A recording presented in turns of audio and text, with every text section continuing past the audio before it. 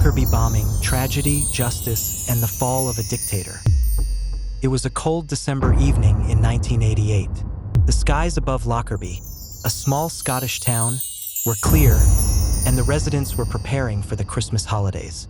Unbeknownst to them, their lives were about to be shattered by a tragedy that would reverberate across continents and decades.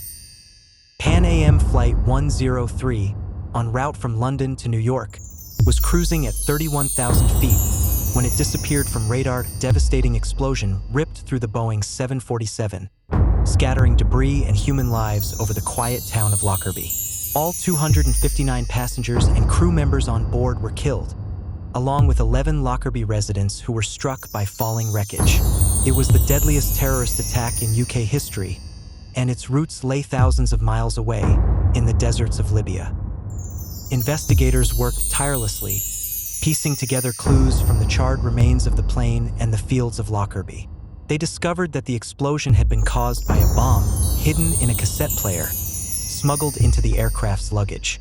Evidence pointed to Libyan intelligence operatives, acting under the orders of their leader, Colonel Muammar Gaddafi. But why would Libya orchestrate such a horrific attack?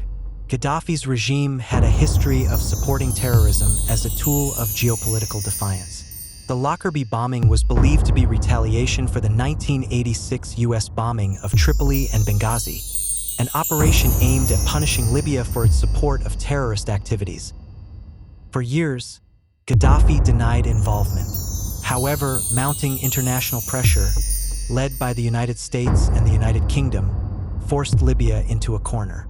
In 1991, 2 Libyan intelligence officers were indicted for the bombing, but Gaddafi refused to extradite them. This defiance led to crippling UN sanctions, further isolating Libya from the world. In 2001, one of the suspects, Abdelbaset al-Megrahi, was convicted of the bombing and sentenced to life imprisonment. Libya also accepted responsibility for the attack and agreed to pay $2.7 billion in compensation to the victims' families. The Lockerbie bombing left a stain on Gaddafi's legacy that would never fade. Protests against Gaddafi's brutal regime escalated into a civil war, with NATO forces intervening to protect civilians. His decades-long reign of terror, marked by acts like the Lockerbie bombing, became a rallying cry for justice. When Gaddafi was captured and killed by rebel forces in October 2011, it marked the end of an era.